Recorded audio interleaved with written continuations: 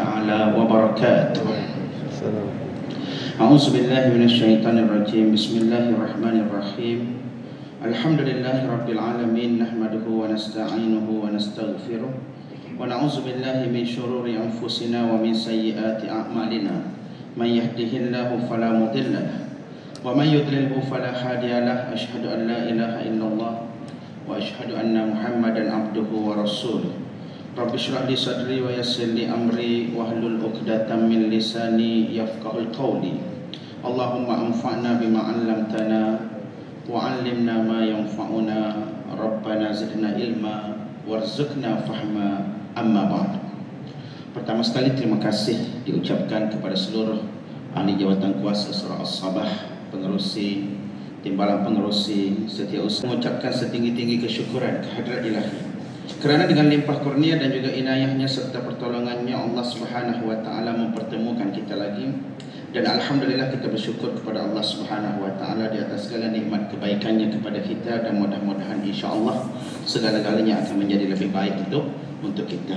Jadi tuan-tuan dan puan-puan yang dirahmati Allah, insya-Allah pada malam ini kita akan menyambung lagi perbincangan kita berkaitan dengan isu akidah dan juga pemikiran semasa di Malaysia, yang mana pada pertemuan yang terdahulu kita telah membahaskan tentang perbezaan di antara akidah Sunni dan juga akidah Syiah, yang mana kita telah melihat perbezaan-perbezaan yang ada berkaitan dengan keimanan ataupun kepercayaan kepada Allah, kepercayaan kepada para malaikat, kepercayaan kepada kitab, kepercayaan kepada Rasul, juga kepercayaan kepada hari akhirat, dan juga kepercayaan kepada qada dan juga qadar, yang mana walaupun dari segi asasnya seakan-akan kelihatan sama, tetapi apabila diperincikan secara mendalam, maka barulah kita dapat melihat ada perbezaan-perbezaan, yang mana perbezaan-perbezaan itu merupakan perbezaan asas ataupun perbezaan usul yang tidak boleh dikompromikan. Terutamanya apabila berbicara mengenai Rasul,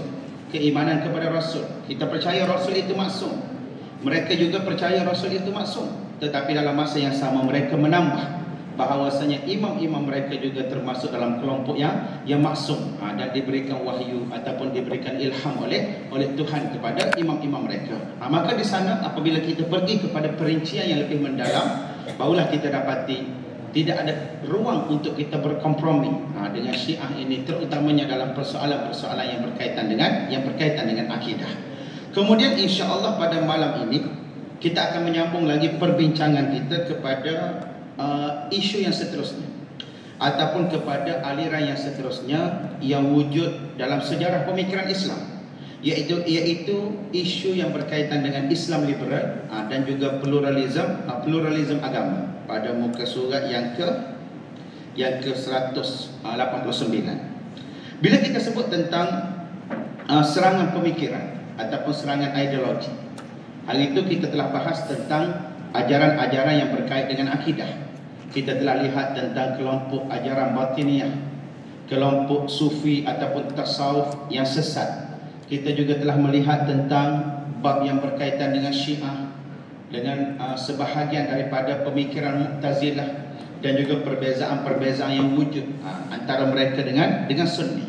Kemudian hari ini insya-Allah kita akan pergi kepada topik seterusnya ataupun perbahasan seterusnya, iaitu perbahasan yang berkaitan dengan pemikiran dan juga ideologi, ataupun disebut sebagai serangan pemikiran dan juga ideologi, ataupun biasanya disebut dalam bahasa Arabnya sebagai al-ghazwatul fikri. Jadi serangan pemikiran ataupun ideologi juga dikenali sebagai al-ghazwatul fikri dalam bahasa Arab, dan ianya merupakan satu istilah kontemporari, satu istilah semasa yang amat popular dalam kalangan umat Islam, sebagai serangan yang bukan berbentuk fizikal. Kalau orang datang bawa bom, kalau orang datang bawa senjata, itu lain keadaannya kan. Ini serangan yang bukan berbentuk fizikal. Ia mempunyai karakter yang hampir sama dengan brainwashing, ataupun dengan istilah lain thought control ataupun ideological reform dipanggil. Setiap ideologi ataupun ajaran akan mendakwa mereka mempunyai autoriti yang berkait dengan kebenaran, dan mereka akan berusaha untuk meyakinkan orang lain dengan pelbagai cara supaya meyakini pemikiran mereka. Penerimaan kebenaran pada pemikiran seseorang memerlukan pembersihan terhadap kepercayaan lama orang tersebut tentang makna kebenaran, tentang apa yang dinamakan sebagai kebenaran.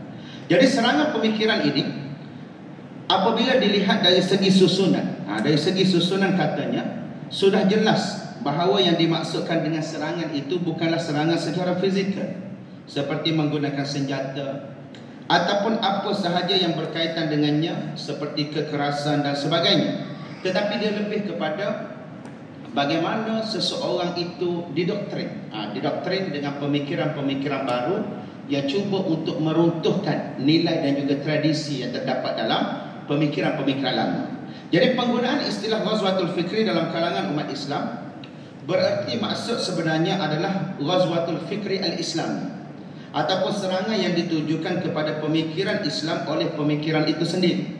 Dan serangan ini biasanya difahami berasal daripada dunia barat ataupun berasal daripada doktrin yang bukan Islam, yang mempunyai kepentingan tertentu terhadap agama dan juga umat Islam.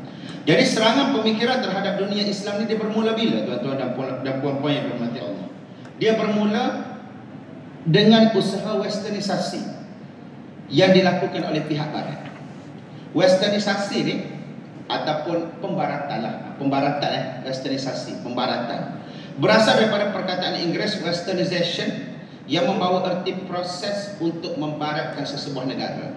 Maka untuk membaratkan sesebuah negara ni, dia kena meruntuhkan nilai-nilai tradisi terlebih dahulu dan juga mesti meruntuhkan apa yang sedia wujud dalam pemikiran orang lain dalam sesebuah negara sebelum mereka memasukkan idea-idea baru dan mereka memasukkan perkara-perkara baru. Manakala menurut Hafiz Muhammad Al-Ja'bari, westernisasi ini membawa maksud gerakan yang menyeru kepada kebangkitan atas dasar konsepsi barat, sehingga mengakibatkan terjadinya proses urbanisasi, modernisasi dan perindustrian ke dalam sistem budaya. Dan kata dia, apabila masuk benda-benda yang sebegitu, maka berdirinya perkara itu tidak pada Islam yang murni. Itu seperti mana yang disebut oleh Hafiz Muhammad Al-Ja'bari. Kemudian Anwar Al-Jundi menjelaskan bahawa gerakan westernisasi adalah misi lengkap dengan segala sistem, sasaran dan para pendakwah dia ataupun pendakwah dia.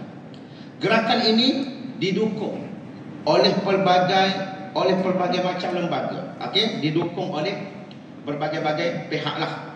Yang terpenting adalah orientalism dan juga kristianisasi. Gerakan ini menjalankan pemikiran melalui dua jalan. Yang pertama pendidikan dan yang kedua melalui media massa.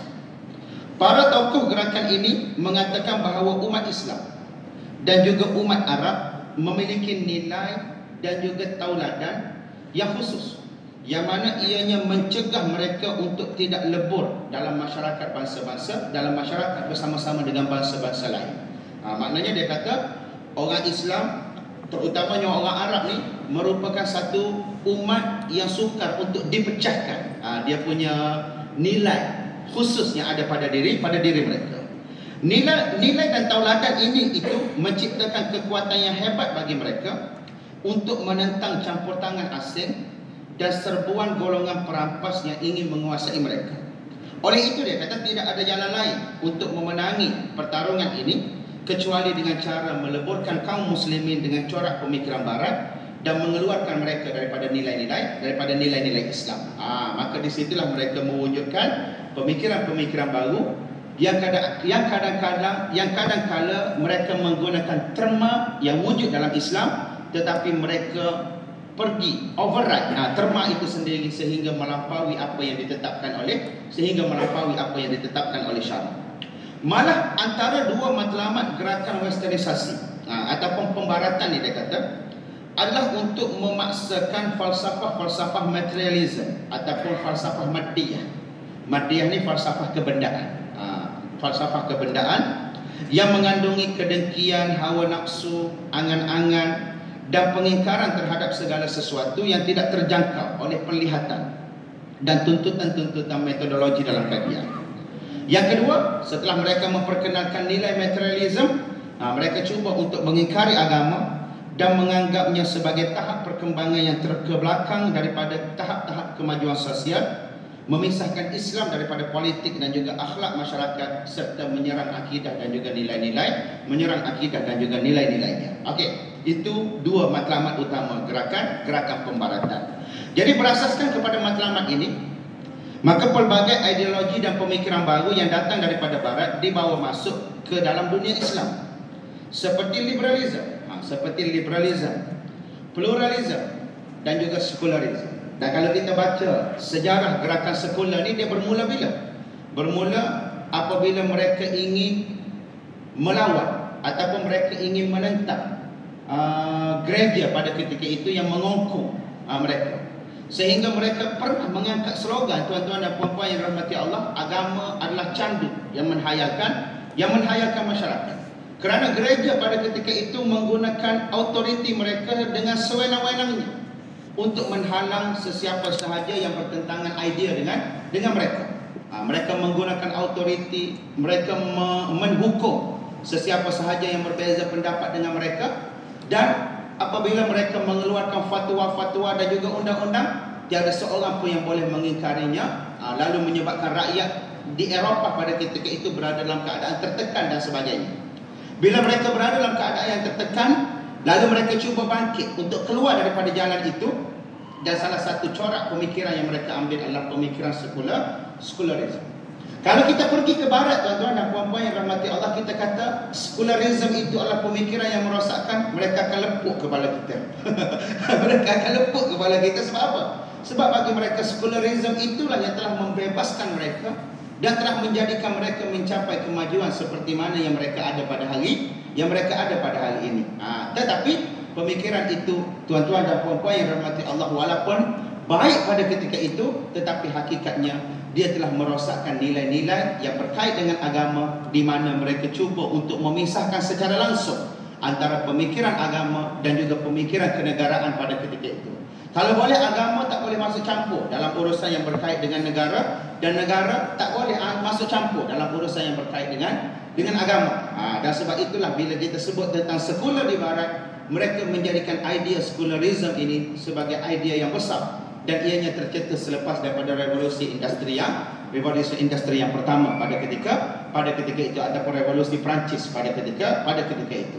Idea sekularisme inilah yang telah menjadikan mereka mula bersemangat untuk mengembangkannya ke dunia lain, dengan harapan setiap orang yang berada bersama-sama dengan mereka ataupun berpihak kepada mereka akan mencapai kemajuan seperti mana adanya mereka.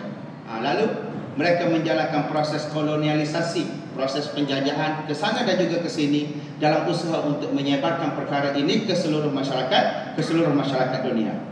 Salah satu alasan penjajahan adalah disebabkan nak cari rempah ratus dan sebagainya. Itu hanyalah alasan, tuan-tuan dan puan-puan yang rahmati Allah. Tetapi sebaliknya, ada benda lain yang mereka cuba untuk sebarkan, dan antara yang mereka nak sebarkan ini adalah pemikiran sekularisasi, sekularisme seperti mana yang telah kita sebutkan tadi. Okey. Sosial kapitalisme, sosialisme, nasionalisme, hedonisme, feminisme dan sebagainya. Ia ditambah pula dengan proses globalisasi yang sedang berlaku di seluruh dunia, maka ia telah menghasilkan satu perubahan yang agak drastik terhadap pegangan akidah dan juga pemikiran umat Islam. Dalam konteks ini, serangan pemikiran barat telah memberi kesan yang mendalam terhadap gaya hidup dan pemikiran umat Islam pada masa kini. Dan antara fahaman-fahaman tersebut yang wujud tu, tuan-tuan dan puan-puan yang rahmati Allah, fahaman yang paling menonjol ialah fahaman Islam liberal dan juga fahaman pluralisme agama, yang mana ianya merupakan paling menonjol. Dan kalau tuan-tuan lihat di negara jiran kita, di negara Indonesia terutamanya, perkara ini merupakan salah satu perkara yang agak parah di sebelah sana. Baru-baru ni saya ada tonton satu video tentang Pompes ni Pondok Pesantren. Pondok Pesantren Az-Zaitun. Pondok Pesantren Az-Zaitun ni dia diasaskan oleh B.J. Habibie. Dan suatu ketika dahulu negara kita pun pernah memberikan dukungan untuk mewujudkan Ponpes itu, Az-Zaitun, yang diketuai oleh siapa nama dah ketua dia. Tetapi sejak kebelakangan ini dia ada beberapa isu. Antara isunya adalah solat antara lelaki dan juga perempuan berada dalam satu saf yang sama. Itu satu. Kemudian mereka juga melakukan beberapa pembaharuan terhadap hukum dan sebagainya yang selari dengan kehendak pemikiran agama di barat seperti seperti pluralism dan juga Islam liberal ini. Dan ada benda yang lebih mengejutkan apabila mereka memberi salam antara sesama mereka. Mereka menggunakan salam dalam bentuk yang digunakan oleh Yahudi, tuan-tuan dan puan-puan yang rahmati Allah. Salam alaihim. Kita assalamualaikum, dia guna salam alaihim. Salam alaihim, iaitu salam yang digunakan oleh orang-orang Yahudi terhadap sesama mereka. Maknanya di sana kita kata kita dapat lihat betapa pemikiran-pemikiran yang sebegini dia telah melonjak masuk sehingga masuk ke institusi-institusi agama. Dan ia Ponpes Az-Zaitun ini merupakan salah satu daripada institusi agama yang bersifat arus perdana yang begitu famous di sebelah sana. Bagaimana dia boleh masuk? Maka di sinilah kita lihat bagaimana serangan pemikiran itu telah berjaya dilakukan. Adapun di negara kita ni, dia selamat sikit ni tuan-tuan dan puan-puan yang rahmati Allah, sebab kita masih ada raja-raja Melayu. Kita masih ada majlis-majlis agama. Walaupun orang kata agak terbelakang sikit ataupun agak jumud sikit dalam beberapa perkara, tetapi sebenarnya kejumudan itulah yang telah menyelamatkan banyak perkara, terutamanya daripada serangan-serangan yang dilakukan oleh pihak musuh. Seandainya kejumudan itu tidak dipertahankan, walaupun kita tak suka pun kejumudan ni, tetapi dalam beberapa keadaan pemikiran konservatif ni tuan-tuan dan puan-puan yang dirahmati Allah juga memainkan peranan yang penting dalam menghalang pemikiran-pemikiran baru, dalam menghalang pemikiran-pemikiran baru, terutamanya pemikiran yang boleh merosakkan dan juga pemikiran yang kita kata asing daripada dunia Islam. Jadi fahaman Islam liberal, pada hakikatnya dia kata Islam dan juga liberalisme itu tidak boleh dikaitkan. Ini kerana ia akan bertentangan dengan ajaran Islam yang berpedomankan kepada Al-Quran dan juga hadis Nabi sallallahu alaihi wasallam. Sedangkan liberalisme itu adalah bebas kerana bukan berasal daripada tradisi Islam. Apatah lagi ia bukannya hasil daripada pemikiran kaum muslimin. Liberal, kalau kita ambil perkataan liberal itu adalah satu istilah asing yang diambil daripada kata liberalism dalam bahasa Inggeris dan juga liberalism dalam bahasa Perancis yang bererti kebebasan. Perkataan ini kembali kepada kata liberty yang dalam bahasa Inggerisnya dan liberté dalam bahasa Perancisnya yang bermakna bebas. Jadi bila kita sebut tentang liberalism, liberal tambah ism, dia jadi pemikiran liberal, ia merujuk kepada sebuah ajaran tentang kebebasan. Dan ia suatu fahaman yang berkembang di barat dan memiliki sudut pandang hidup yang jauh berbeza dengan Islam. Bila bermula pemikiran liberalism ini?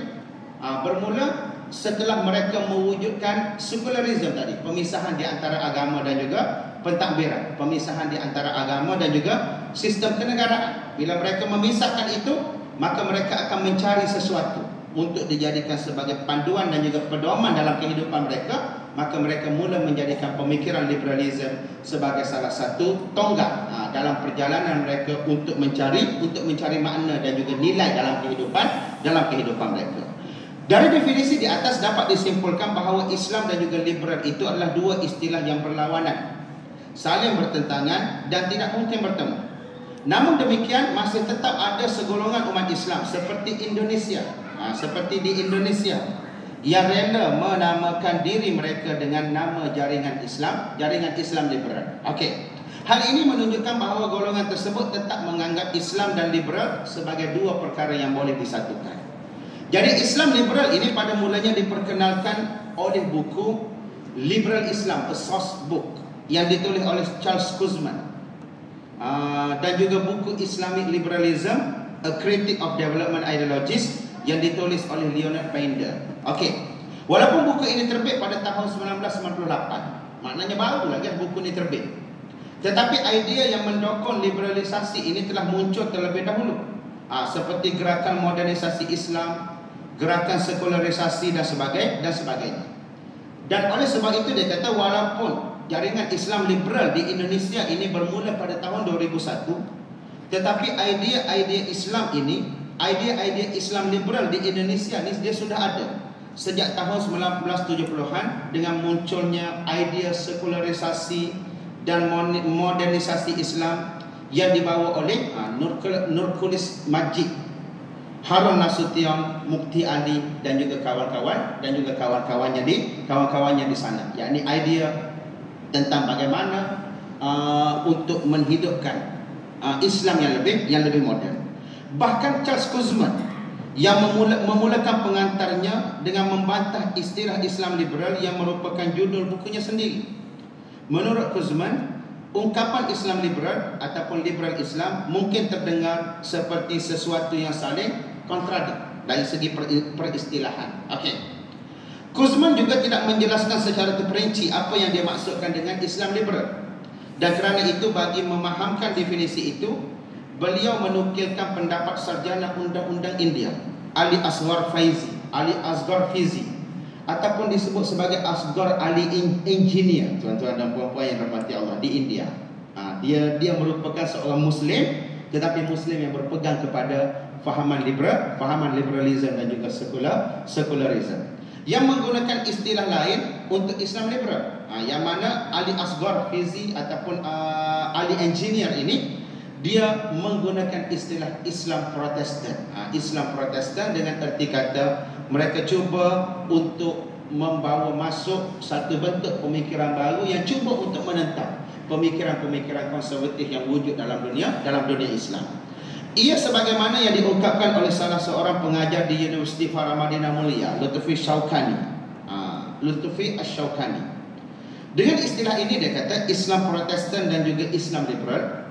Jadi Ali Asghar ni ingin menyampaikan pesan perlunya menghadirkan wajah Islam yang lain, iaitu Islam yang non-ortodoks, Islam yang bersesuaian dengan perubahan zaman, dan Islam yang berorientasi ke masa hadapan, bukan ke masa silam. Itu yang cuba diungkapkan oleh mereka. Lutfi juga mengungkapkan bahawa Islam liberal sangat mendewakan kemodenan, sehingga Islam perlu disesuaikan dengan kemodenan.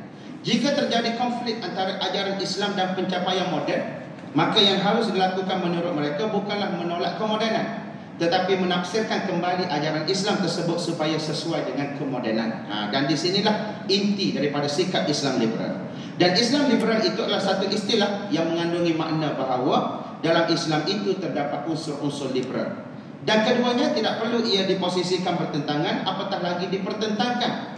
Justru bagi mereka Islam liberal bertujuan untuk mendepani cabaran zaman, bahawa Islam itu kekal sesuai di tengah-tengah arus liberalisme ataupun arus keterbukaan ataupun arus kebebasan. Okey, itu menurut fahaman mereka.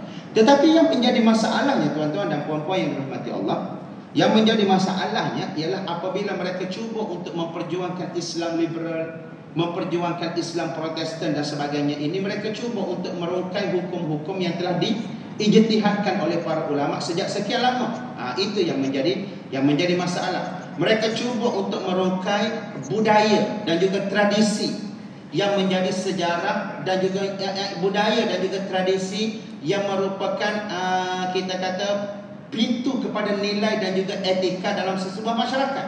Maka disebabkan itulah mereka ditentang oleh kelompok-kelompok konservatif, ditentang oleh kelompok-kelompok yang berpegang teguh kepada mazhab-mazhab, yang berpegang teguh kepada ajaran Islam yang tulen dan juga murni, kerana mereka cuba untuk meruntuhkan autoriti yang wujud seperti autoriti yang ada dalam mazhab dan sebagainya atas nama kemodenan dan juga atas nama kebebasan. Dari segi permulaan wujud, dari segi permulaan wujud, tuan-tuan dan puan-puan yang dirahmati Allah, kita tahu niat mereka bukanlah tidak murni, bukanlah tidak baik. Bahkan begitu jugalah yang berlaku dalam pertembungan-pertembungan yang ada dalam firqah Islam sekalipun, seperti aliran Mu'tazilah, seperti aliran Jahmiyah, seperti aliran Qadariyah dan sebagainya. Kesemua mereka tu, ketika mana mereka mengemukakan idea-idea mereka tu, tuan-tuan dan puan-puan yang dirahmati Allah, Mereka bertujuan untuk mentanzihkan Allah Subhanahu wa taala, bertujuan untuk membersihkan Allah Subhanahu wa taala daripada segala bentuk kekurangan. Seperti Mu'tazilah mengemukakan idea Allah hanya cipta perbuatan baik, perbuatan buruk itu dihasilkan oleh manusia sendiri. Atas tujuan apa dia kata macam tu? Sebab dia nak bagi tahu Allah tidak mungkin akan mencipta perkara yang buruk kerana Allah itu maha baik. Niat dan juga tujuan dia baik, tetapi bertentangan dengan apa yang difahami berdasarkan kepada Al-Quran dan juga Sunnah, yang mana Allah Subhanahu wa taala sendiri menyebut, wallahu khalaqakum wa ma taf'alun. Allah yang telah menciptakan kamu dan Allah juga yang telah menciptakan apa yang kamu perbuat.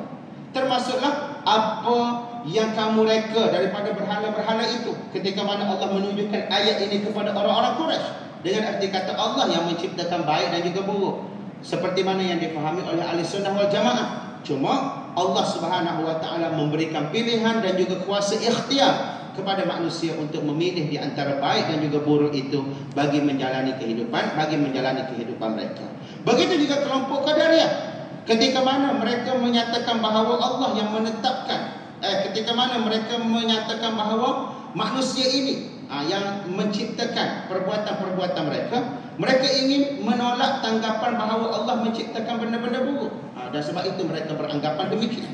Tetapi anggapan mereka itu merupakan anggapan yang salah dan juga anggapan yang tidak benar menurut akidah Islam sebagaimana yang dipahami melalui hadis-hadis baginda Nabi sallallahu alaihi wasallam. Tujuan murni, tapi tak semestinya tujuan yang baik dan juga niat yang baik itu akan menghasilkan natijah yang baik. Sama juga dengan kelompok yang disebut sebagai Islam liberal, Islam Protestan dan sebagainya tadi. Mereka masuk ke tengah-tengah masyarakat dengan niat untuk menjadikan orang tak pandang Islam ni sebagai agama yang jumud, sebagai agama yang konservatif dan sebagainya, supaya sesuai dengan arus kemodenan.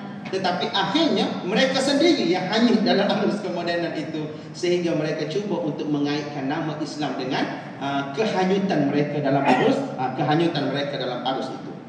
Jadi perbandingan antara Islam dan juga liberalisme. Adapun perbezaan di antara Islam dan juga liberalisme adalah seperti berikut. Yang pertama dari segi akidah. Liberalisme itu berakidahkan kepada sekular. Sekular itu merupakan tunjang tuan-tuan dan puan-puan yang dirahmati Allah. Daripada sekular itu lahirnya pemikiran liberal dan sebagainya. Sedangkan Islam tidak memisahkan antara urusan dunia dan juga akhirat. Islam mengajar kita supaya menjadikan kehidupan peribadi kita baik dan juga menjadikan kehidupan bermasyarakat juga baik. Adapun kelompok liberalisme, dia kata undang-undang ataupun negara tidak boleh campur tangan dalam urusan yang berkait dengan peribadi, seseorang. Oleh itu sesiapa nak berzina, maka dia bebas berzina selagi mana dia tidak berzina di khalayak ramai ataupun melakukan kesalahan itu di tempat yang tidak dibenarkan oleh undang-undang. Lalu mereka mengatakan okey, pelacuran prostitution is okay as long as ada lesen dan juga legal dibenarkan oleh undang-undang. Kayak anda kata berlaku di tempat yang tidak dibenarkan undang-undang, barulah boleh diambil tindakan. Sama juga dengan minum arak dan sebagainya yang bersifat dosa-dosa peribadi yang berlaku dalam ruang yang disebut sebagai private sphere. Dia ada public sphere dan juga private sphere, dan seperti mana dalam perbahasan tu, bagi kesalahan yang dilakukan di tempat umum, mabuk sehingga melanggar orang, menyebabkan orang mati, maka barulah boleh dikenakan tindakan. Kalau mabuk di rumah seorang-seorang, maka tidak ada tindakan yang boleh diambil kerana itu merupakan ruang peribadi yang tidak boleh diganggu. Okey, itu menurut fahaman mereka. Adapun Islam, sama ada dosa itu bersifat peribadi ataupun dosa itu bersifat umum, selama mana dia boleh merosakkan manusia dan juga boleh merosakkan mental mereka, boleh merosakkan jasad mereka, maka Islam ada peraturan-peraturannya yang tersendiri. Oleh itu sesiapa yang minum arak, dia ada hukuman dia. Sesiapa yang berzina, menurut Islam dia ada hukuman dia. Sesiapa yang memfitnah sehingga menjatuhkan maruah orang, maka dia ada hukuman dia yang tersendiri. Kerana apa? Kerana Islam dia tidak memisahkan antara urusan kehidupan dunia dan juga urusan kehidupan ketika berada di hari akhirat. Sedangkan liberal, sebab akal dia sekular, awal-awal lagi memisahkan antara negara dan juga agama, antara kehidupan beragama dan juga kehidupan bernegara, maka akhirnya mereka membuat satu keputusan dan juga membuat undang-undang yang berasaskan kepada prinsip yang mereka pegang daripada pemikiran sekular yang mereka ada. Kemudian yang kedua, sistem kehidupan. Islam memimpin kehidupan manusia dengan sistem-sistem yang lahir daripada agama Islam itu sendiri. Aturan Islam datang daripada Allah Subhanahu wa taala, daripada Al-Quran, daripada sunnah baginda Nabi sallallahu alaihi wasallam. Sedangkan liberalisme melahirkan aturan-aturan yang tidak berlandaskan agama, kerana mereka berlandaskan kepada logik dan nilai serta moral itu ditentukan berdasarkan kepada logik mereka, tidak ditentukan berdasarkan kepada wahyu. Sebab itu kalau kita lihat perbezaan antara negara umat Islam dan negara yang kita kata mendokong pemikiran sekular liberal ni, tuan-tuan dan puan-puan yang rahmati Allah, kita akan lihat perbezaan dari segi nilai dan juga etika mempunyai perbezaan. Bagi negara Islam, nilai dan etika dia diambil terus daripada Al-Quran dan juga sunnah berdasarkan kepada ijtihad para ulama. Sedangkan bagi negara yang mendokong pemikiran sekular liberal ini, mereka mengambil pendekatan nilai itu berasaskan kepada logik mereka. Sebab itu mereka membenarkan perkahwinan sejenis dan sebagainya. Dan alhamdulillah kita di Malaysia ni, kita masih berpegang teguh kepada realiti yang menyatakan bahawa Islam adalah agama rasmi di negara kita, dan perkara-perkara sebegitu tidak boleh diiktiraf sama sekali. Dengan arti kata, nak bagi tahu nilai dan juga moral, etika dan sebagainya ditentukan berasaskan kepada apa yang mereka fikir baik untuk mereka, bukan berasaskan kepada apa yang ditetapkan oleh mereka sebagai hamba Allah Subhanahu wa taala. Kalau kita sebut tentang human rights dalam Islam, ada human rights dia. Ada hak asasi manusia yang tersendiri. Bahkan Islam merupakan agama yang terawal yang datang membebaskan wanita daripada kekejaman lelaki-lelaki pada waktu itu. Arab musyrikin menjadikan wanita seperti alas kain. Yahudi menjadikan wanita seolah-olah tak ada nilai apabila mereka kedatangan haid. Golongan Kristianiti, mereka mengambil wanita tak kira masa. Ada haid ke tak ada haid, depan ke belakang mereka akan buat ikut suka mereka. Tetapi bila Islam datang, Islam mewajibkan mas kahwin, ataupun kita panggil mewajibkan mas kahwin. Apa lagi istilah satu lagi tu lupa dah. Mas kahwin. Allahumma salli ala sayyidina. Mas kahwin lah senang. Islam mewajibkan mas kahwin ke atas lelaki seandainya seorang lelaki ingin mengambil wanita sebagai isteri. Kemudian mesti diberikan nafkah, dijaga dengan sempurna, memberikan mereka hak untuk mereka tinggal dengan baik, memberikan makanan kepada mereka dengan baik, menunjukkan bagaimana nilai kemanusiaan itu diangkat. Kanak-kanak mesti dijaga, anak-anak yatim mesti dibelai sebaik-baiknya. Bahkan sesiapa yang menjaga anak yatim dengan baik, mereka akan mendapat pahala yang besar di sisi Allah Subhanahu wa taala. Ajaran Nabi sallallahu alaihi wasallam. Diangkat nilai hak asasi. Tapi hak asasi kita adalah berteraskan kepada wahyu, diikat dengan tanggungjawab kita sebagai hamba Allah Subhanahu wa taala. Sedangkan hak asasi menurut fahaman golongan ini, mereka hanya melihat hak asasi itu berasaskan kepada apa yang mereka suka menurut hawa nafsu mereka. Sebab itu diciptakan undang-undang juga berasaskan kepada apa yang mereka rasa sesuai untuk mereka. Lalu mereka menciptakan undang-undang yang kita anggap sebagai, ada satu tempat, bukan kita kata tak baik, ada benda yang baik yang mereka lakukan, tetapi banyak yang mereka lakukan itu terutamanya apabila melibatkan kepercayaan, apabila melibatkan akidah, apabila melibatkan hukum hakam syarak. Itu yang pertentangan antara kita dan juga mereka. Dari segi kebersihan, mereka mendahului kita, tuan-tuan dan puan-puan yang rahmati Allah. Dari segi tata kelola, dari segi urus takbir ataupun good governance, mereka mendahului kita ataupun mendahului banyak negara Islam yang lain. Mereka bagus dalam bab itu, dalam bab amanah, dalam bab transparent, ketelusan, yang berkait dengan harta negara dan sebagainya. Mereka mendahului. Maka itu nilai-nilai yang baik yang kita tak boleh sama sekali ketepikan apabila kita berbicara tentang mereka, tentang pemikiran sekular dan juga liberal ini. Tetapi bila dia pergi kepada bab-bab yang berkait dengan agama, itu yang kadang-kadang yang itulah yang sebenarnya yang membuatkan kita bertentang dengan mereka. Adapun nilai-nilai yang lain yang baik, itu kita kena belajar daripada mereka. Dan kita mesti mengambil manfaat daripada mereka kerana mereka telah berjaya menunjukkan kepada kita contoh dalam bab yang berkaitan dengan governance, dalam bab yang berkait dengan tata kelola dan sebagainya. Okey, jadi dari segi sistem kehidupan, Islam memimpin kehidupan manusia berasaskan kepada sistem yang lahir daripada wahyu. Sementara liberalism melahirkan aturan-aturan yang banyak berlandaskan kepada logik, dan juga nilai yang berasaskan kepada pemikiran mereka sendiri. Kemudian dari segi kebebasan beragama, Islam mengajarkan bahawa agama di sisi Allah Subhanahu wa taala adalah Islam. Namun dalam masa yang sama mengiktiraf kewujudan agama-agama lain, bersedia untuk berdialog dengan agama-agama lain, itu tak jadi masalah. Tetapi dalam masa yang sama kita menetapkan bahawa yang benar dalam kalangan agama-agama itu sudah pasti agama kita adalah agama Islam yang diturunkan oleh Allah Subhanahu wa taala kepada kita, sebagaimana yang kita selalu baca, innad dina indallah Islam. Okey, itu dari segi kebebasan beragama. Maknanya kita mengakui agama kita agama yang benar, dalam masa yang sama kita mengiktiraf kewujudan kepercayaan lain.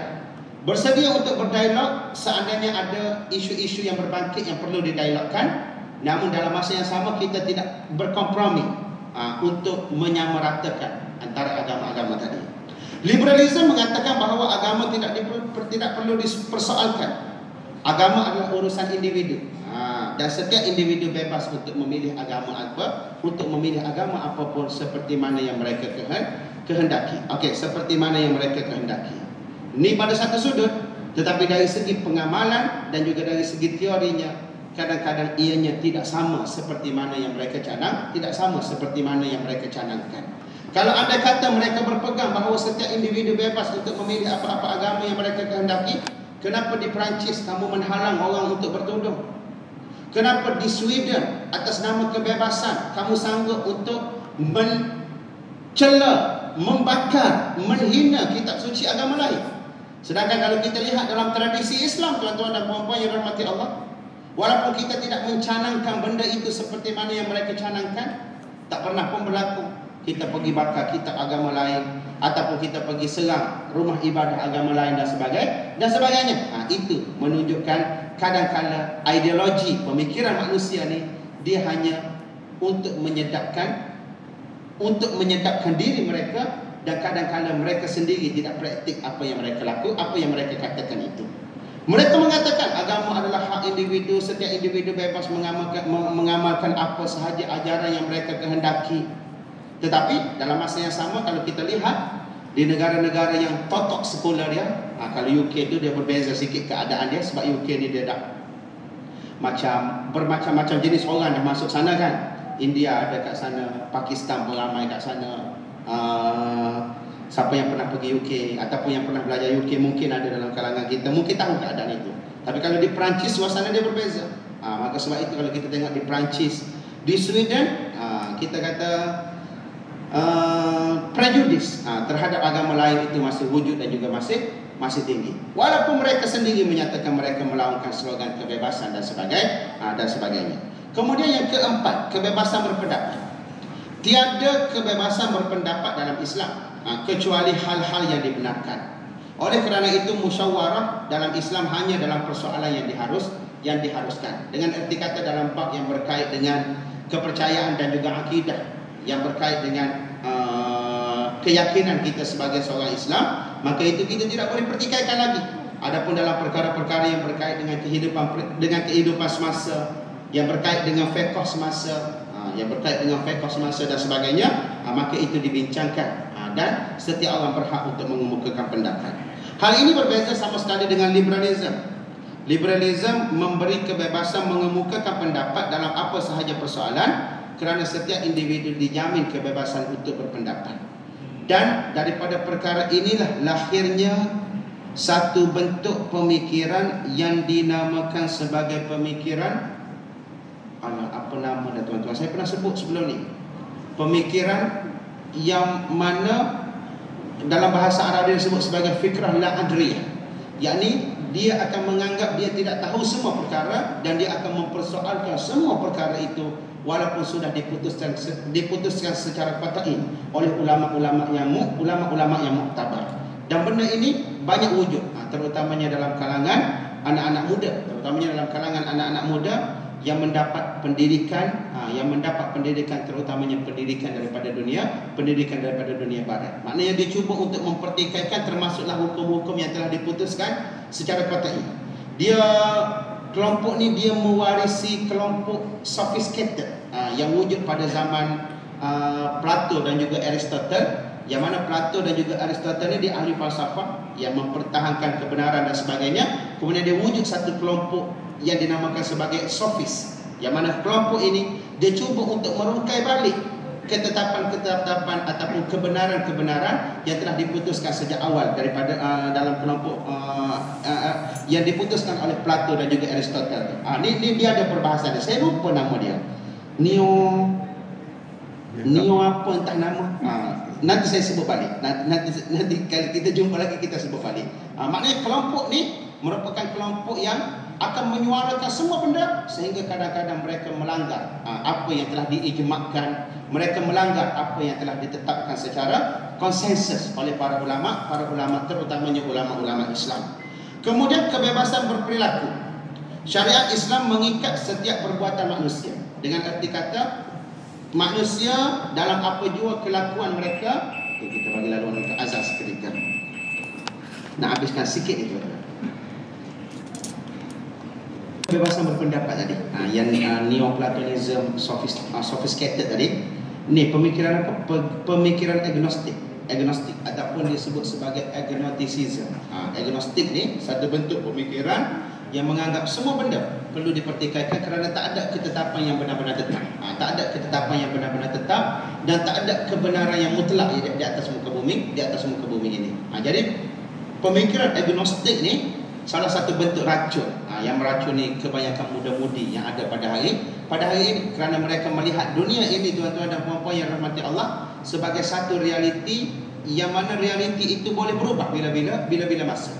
Dan mereka cuba untuk mempertikaikan atas nama kebebasan berfikir, kebebasan untuk berperilaku, kebebasan untuk melakukan itu dan juga ini berasaskan kepada apa yang mereka yakini dan juga mereka faham. Okey.